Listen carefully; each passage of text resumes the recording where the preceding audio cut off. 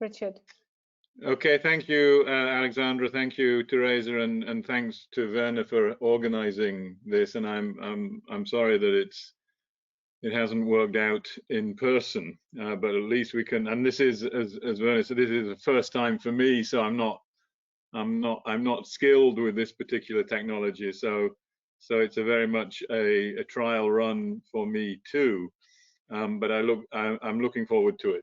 What I want to do in the half hour that I have is to, as Werner said, to somehow get to what I did with collaborators at Boston University, which is the idea for a new set of principles for a different kind of multilateralism than we have seen in the last couple of decades or more.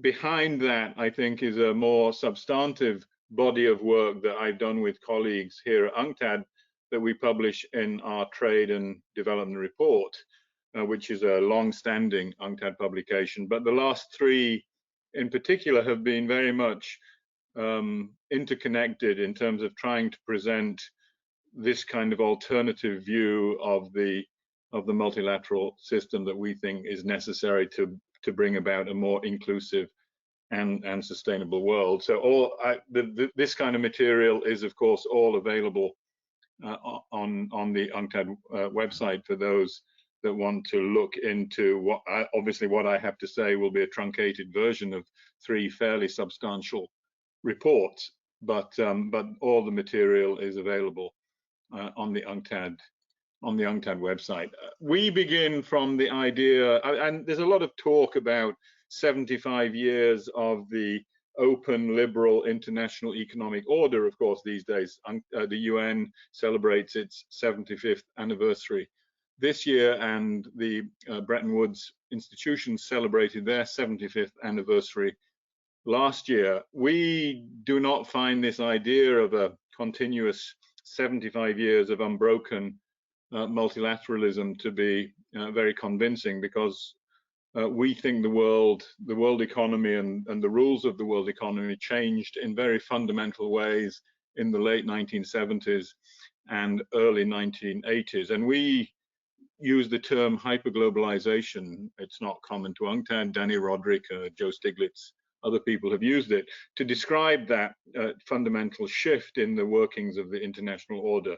And that shift revolves in particularly around the idea of the untethering of international capital.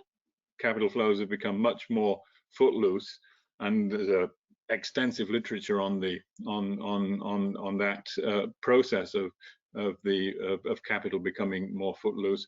But just as importantly, of course, is the combination of a more footloose form of capital with what we call neoliberal economic policy making, shift towards the market as the ultimate mechanism for coordinating and arbitrating economic activity, privatization, deregulation, liberalization, but importantly and often, I think, neglected for a long time, is the growing concentration of corporate power, which we think has been a central feature of this epoch of hyperglobalization.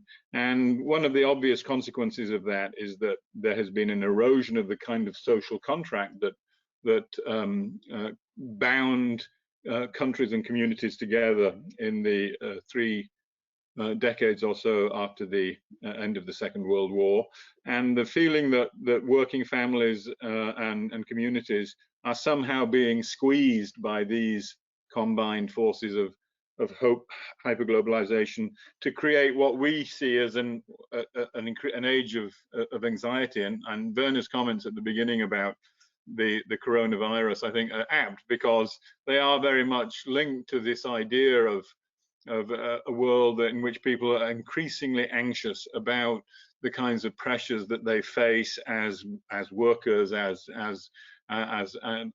living in a particular community or country. And I think this notion of an age of anxiety is very central to our understanding of where we need to go in terms of providing an alternative.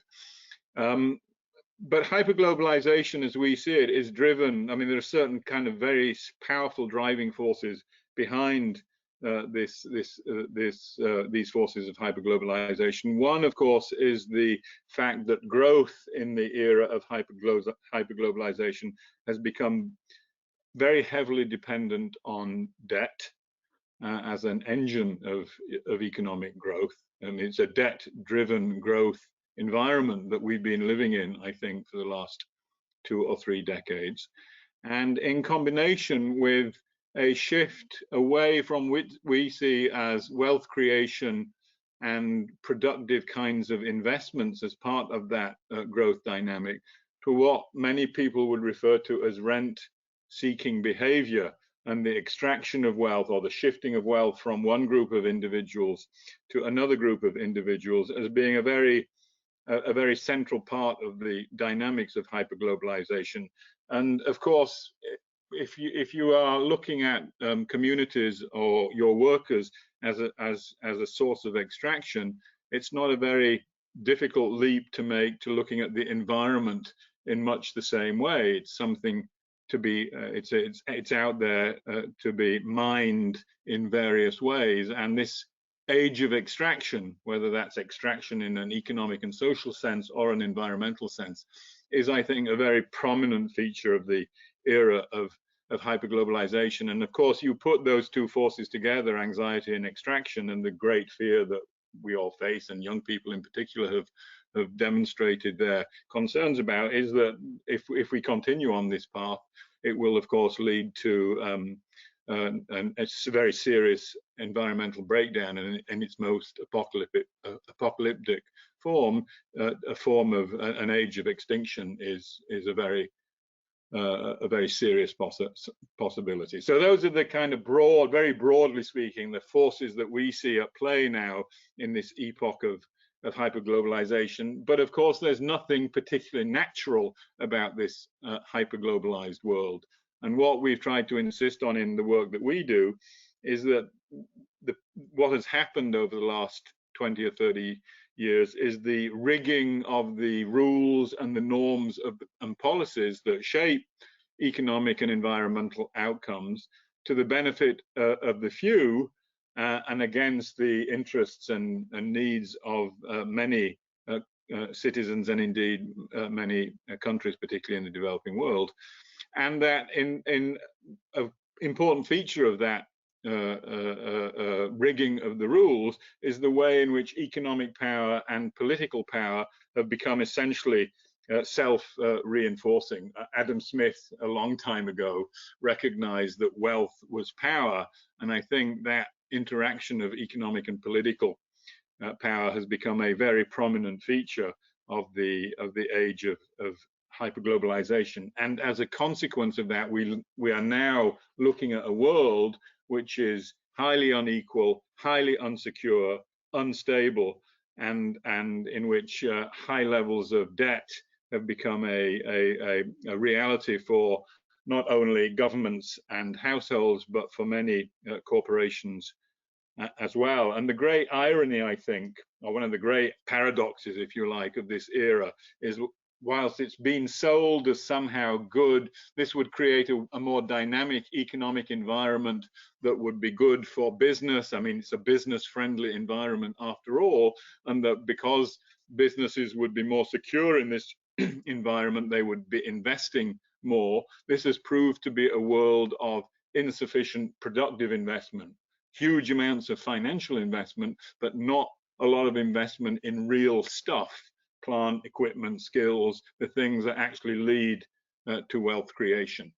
And of course, that's the system, this system of highly financialized economic activity, of course, is the system that broke down in 2008, and the consequences of which we are living through, and where we think we need to find serious alternatives if we're going to build a more inclusive and sustainable world, not only for developing countries, which is our main focus, but more generally than that. Let me just run very quickly through some numbers that kind of underpin our argument.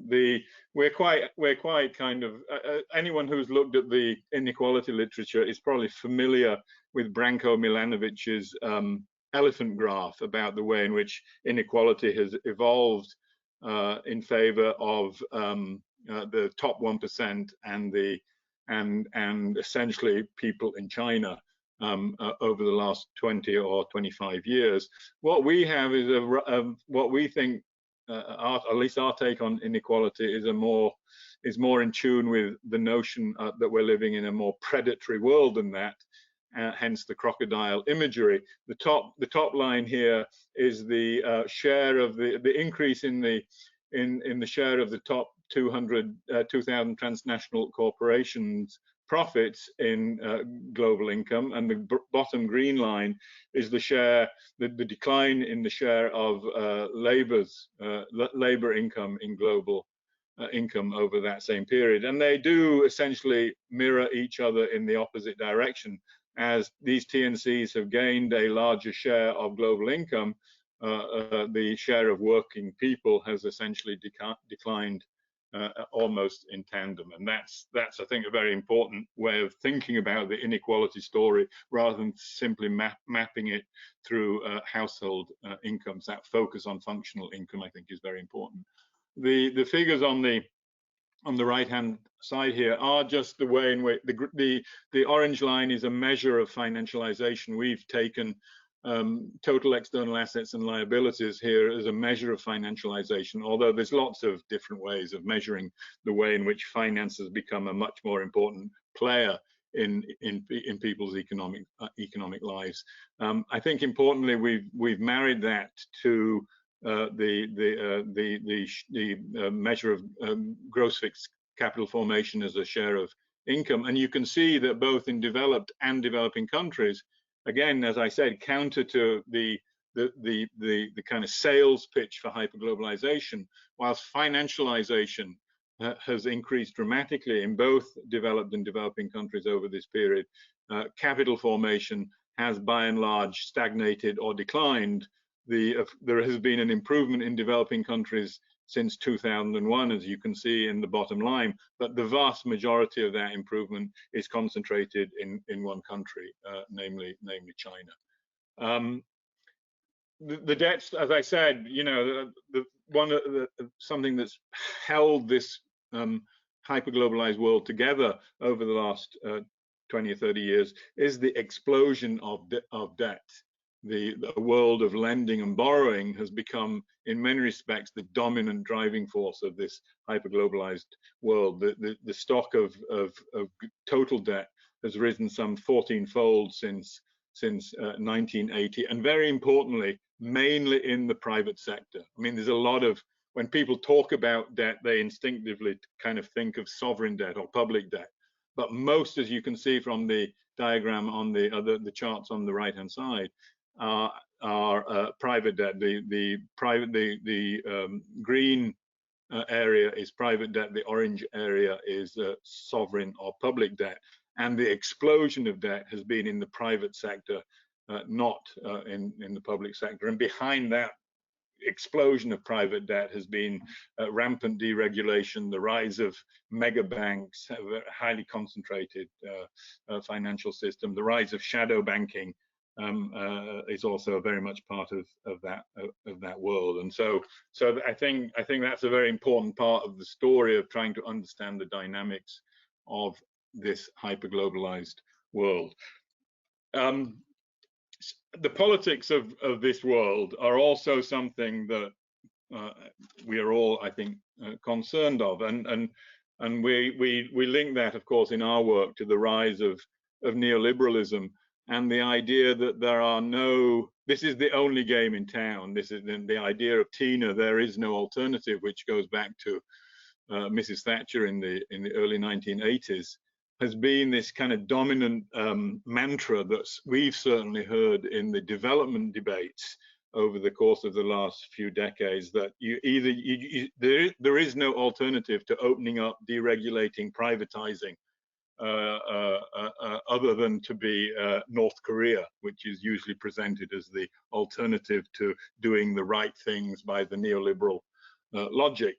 And that goes along with the kinds of quotes that I put here. The first one, you know, basically there is no alternative. Either you invite foreign investors in to improve your economy, or you fail completely. The first of these quotes is a quote by Tony Blair, who was in many respects a kind of a typical advocate of this kind of neoliberalism. The quote underneath that, thanks to globalization, policy decisions in the US have been largely replaced by global market forces, and in some respects a chilling phrase. It hardly makes any difference who will be the next president, was what Alan Greenspan said when asked whether he would be voting for Barack Obama or John McCain back in 2008.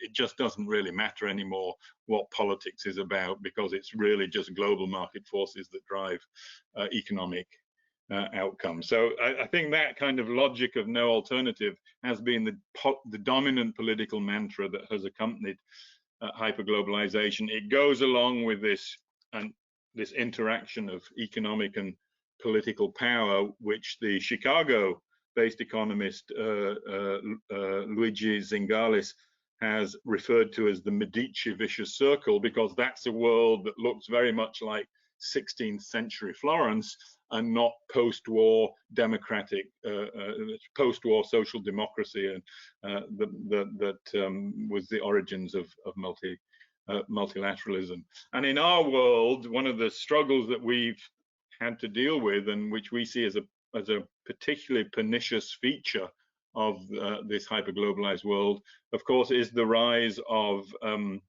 free trade agreements as a way of locking in neoliberal policies and restricting the policy space that particularly developing countries have to forge their own development path. We say about free trade agreements what Voltaire said about the Holy Roman Empire. Voltaire famously said the Holy Roman Empire was not holy, it was not Roman, and it wasn't an empire. And free trade agreements are not about freedom, they're about tying the hands of governments and organized labor. They're largely not about trade. Most of them are about intellectual property and business practices of one kind or another, standard setting, etc. And they're certainly not agreements, because there's a huge amount of bullying behind particularly when it comes to developing countries, about getting them to sign these kinds of free trade agreements or bilateral investment treaties, and locking them into these kind of state dispute mechanisms that, as we see it, circumvent the sovereignty of domestic governments and policymakers. And these are charts from the work that I did with Kevin Gallagher at Boston University, just to show how rapid from the early 1980s the growth of free trade, these kinds of free trade agreements and bilateral investment treaties actually was, and the way in which they've essentially strangulated the policy making both in developed and developing countries over the course of the last 20 or 25 years. There's a complementary part of these, I think, very much complementary to these, the rise of free trade agreements, has of course been the rise of tax havens, where high wealth individuals and the large international corporations are able to stash their profits and deprive governments of not only policy space in the case of free trade agreements, but also fiscal space by avoiding and evading their fiscal responsibilities in one way or another. I think this is an incredibly telling chart that was from the United States Bureau of Economic Analysis, which would suggest, when you look at it, that the major corporations in the United States actually make more money, more of their profits in Bermuda, Ireland, the Netherlands, Luxembourg, Switzerland, classic tax havens of one kind or another, rather than the big countries with the big markets, which is where they make most of their money, which is countries like Japan, China, and Germany. And the discrepancy between those two the sets of geographical locations is, I think, quite stunning, really. But it does speak to this kind of corporate rent-seeking behavior that has become a dominant feature of a hyperglobalized world. So these are the kind of pressures and the squeezing of governments and workers and households that and countries, in the case of many developing countries, that are part of this hyperglobalized economy, this kind of extractive economic model that has become dominant under hyperglobalization. And of course, that's now being compounded by what we all fear, which is this a world of rising temperatures and all the environmental and socioeconomic problems that come with that. These are obvious charts that I don't really, I think, need to go into about the origins of rising temperatures through CO2 emissions and indeed other greenhouse gases, of course, that are related to that. But I guess most people that are listening are familiar with these kinds of numbers and the pressures that they are putting on the environment. And we know, this story is very much linked to the rise of the industrial world, but has been particularly sharply rising in the post-1945 period.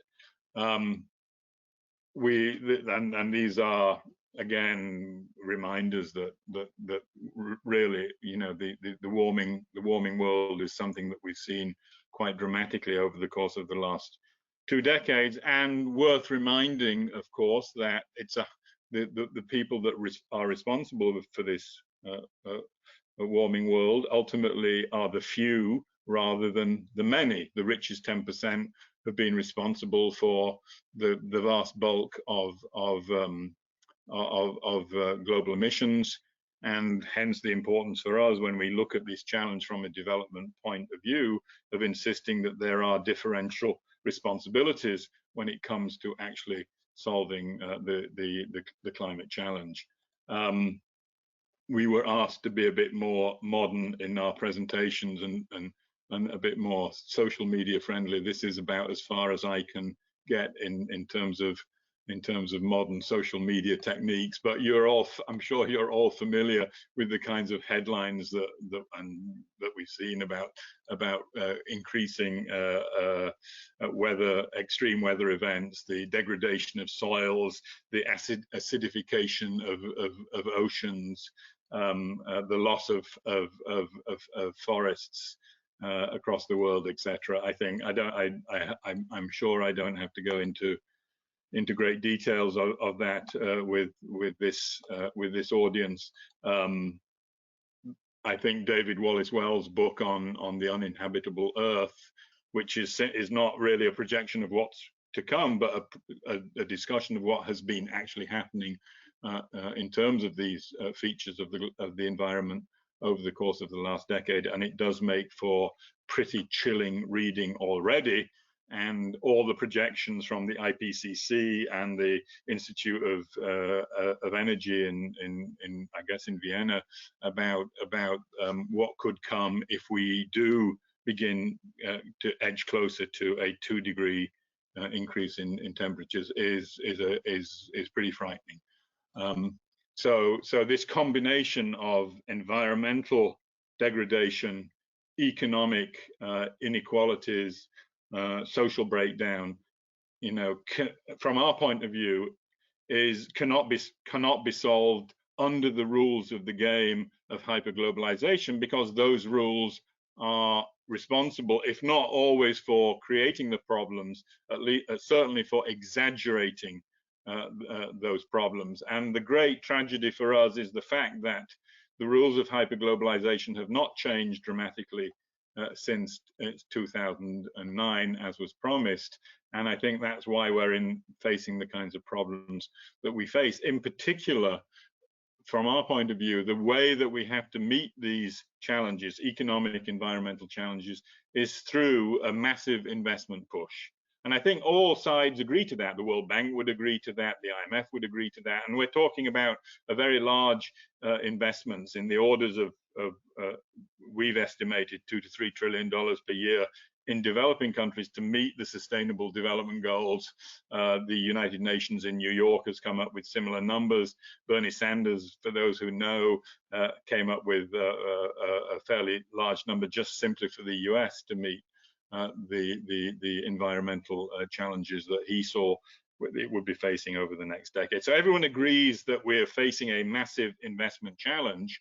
The question then is, how do we deliver the resources to ensure that those investments take place? And there's a dominant literature now that we certainly hear from the Washington-based institutions: maximizing finance, securitization, de-risking, special purpose vehicles, PPPs, all these kinds of things that were actually, from our point of view, the cause of the financial crisis in 2008, 2009, are now being repackaged and resold as solutions to this investment challenge to deliver a more sustainable and inclusive kind of development path. And we essentially want the work that we're doing, particularly in the last Trade and Development Report, is an attempt to contest that kind of argument and to offer an alternative idea of how we could finance public investments on the scale that we are talking about to meet the Sustainable Development Goals and build a more sustainable and inclusive economies. And we've used the language of the Green Deal as a lot of people have in the United States. I'm sure you're all familiar with the young congresswomen who have pushed very hard the idea of a Green New Deal into the American political discourse. So we are very much following in that kind of tradition of using the language of the Green New Deal to articulate a different vision of a more inclusive and sustainable development path. I think it's interesting when we compare it with the European efforts that are going on now, who don't talk about a Green New Deal. They've simply talked about a European Green Deal. We use the term New Deal very consciously to articulate our view of an alternative agenda, because the original New Deal, as we think the contemporary New Deal, should recognize that it is an avowedly political project that we're talking about. It's a transformative agenda. It's an agenda that will need to confront vested interests who have an interest in perpetuating the existing rules of the game that we think are part of the problem rather than part of the solution. So we do think the choice of language is very important here, and we consciously use the old New Deal as a paradigm for thinking about the kinds of challenges that we are facing in the 21st century. And I can talk a little bit more about that when I finish my presentation. The elements of our New Deal are pretty straightforward. I think there are differences across different political constituencies, but these are the components, I think, of any new contemporary Green New Deal: ending austerity, shifting to a kind of wage-led growth rather than a debt and profit-led growth model, the need to increase public spending, particularly shifting to renewables and improving energy efficiency in areas like public transport and other areas, the need for progressive direct taxation, the need to use industrial policy tools to crowd in private investment to complement public investment, which will be the driving force of this agenda, the need to control domestic credit creation in an effective way, using public banks, using more interventionist and activist central banks, and of course the need for policy coordination, because this involves tools not only from industrial and macro policy, but trade policy and financial policy. There's a kind of common set of elements that I think most people would agree to in terms of what a Green New Deal would look like.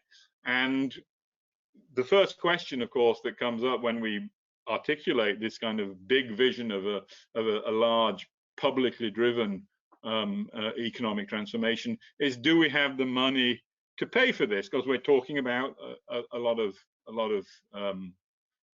large financial package. And we've tried to argue, particularly in this year's Trade and Development Report, that finance is not the constraint on the kind of public investment agenda that we are trying to articulate, both for developed and for developing countries. And that's because we try and show that there's a lot of resources, financial resources, that have been wasted, whether through macro mismanagement or the misuse of subsidies for carbon intensive activities of one kind or another.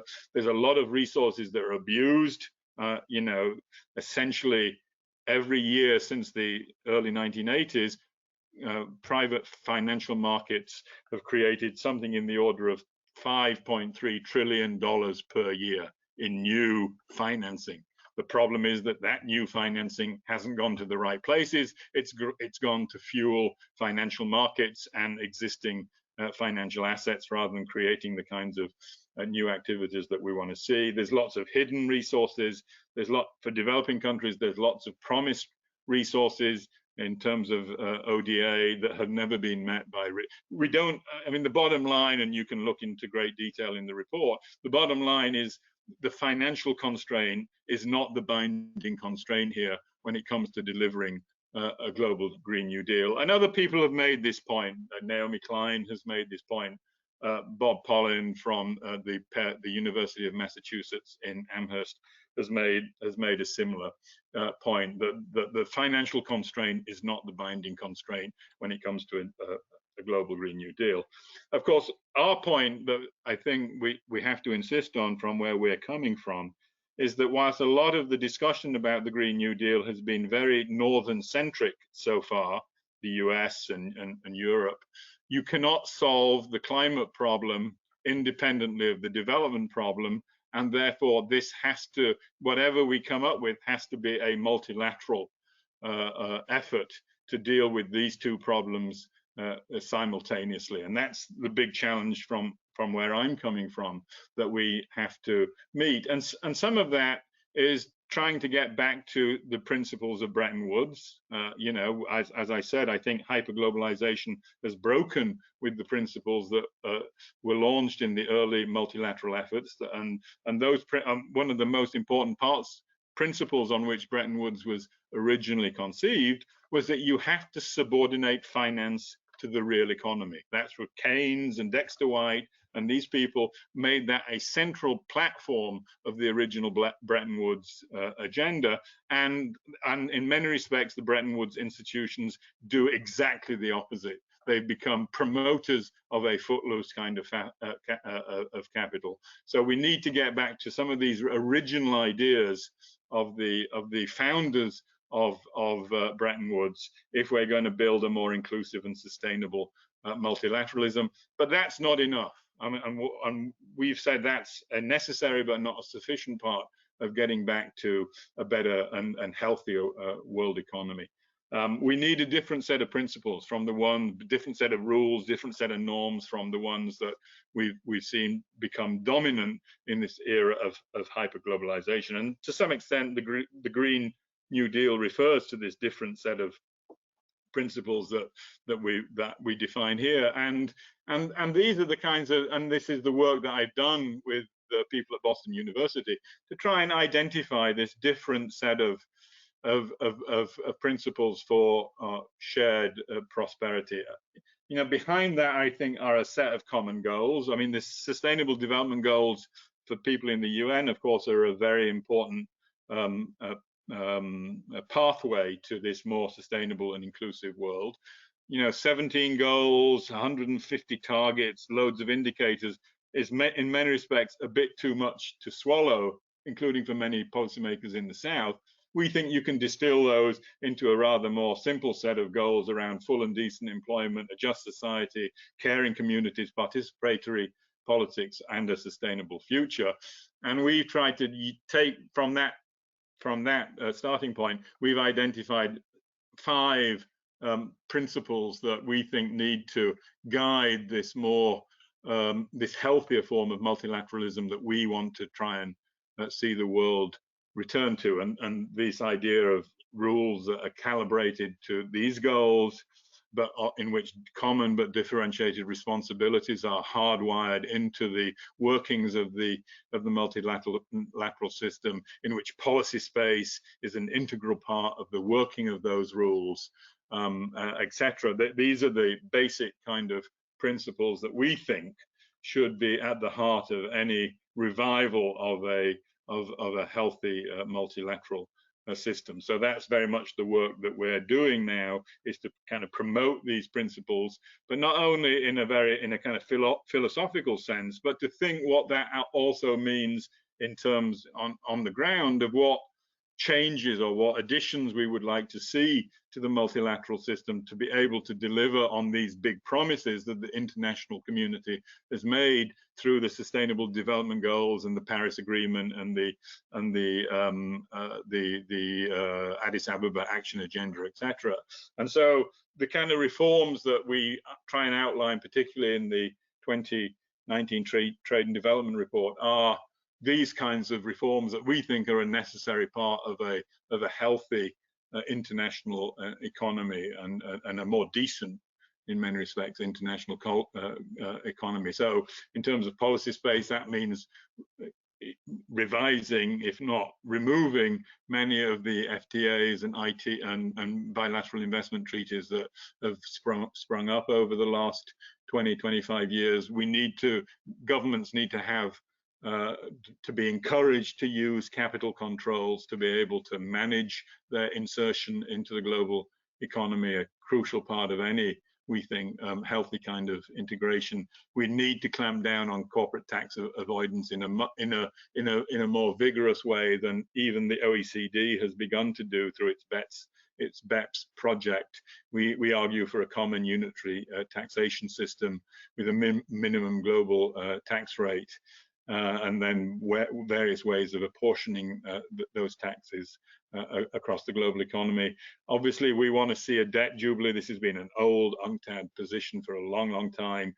We need a proper rules-based system for dealing with debt restructuring and the problem of heavily indebted countries, because as we're seeing now with the coronavirus, this and many developing countries, as the global economy slows down, as commodity prices weaken and the dollar strengthens, a lot of developing countries are going to be squeezed very, very heavily on the debt front, and we still don't have international mechanisms to deal with that in a fair and efficient way. We argue for a global climate bank because neither the World Bank or the IMF is really in a position to deal with this problem in a systematic kind of way. We would like to see a green Marshall Plan in which technology transfer and adaptation is dealt with properly, and we've made certain financing proposals in the Trade and Development Report to that end. And we do make a big pitch in the report for regional solutions and not just global solutions to complement the efforts that will be necessary at the national level. So we try and offer this kind of alternative mechanisms in the report to deal with these problems. And that's more or less what I have to say. The Financial Times seems to agree with us. If this was their headline from much the same time that we launched our Trade and Development Report. So when our friends in the European Commission accused us of being kind of rabid radicals out of touch with the way in which the world works, it was comforting to be able to present them with the kind of thinking that the newspaper of big business offered, which is what the Financial Times ultimately is. And though we would probably disagree with some of the proposals coming out of the Financial Times, there's a real recognition that something is going seriously wrong with the way in which the world economy is organized and managed, and we need to reset it in fairly significant ways if we are going to meet these interrelated economic, social, and environmental problems. And our little booklet is an attempt to offer a kind of popular version of that story too.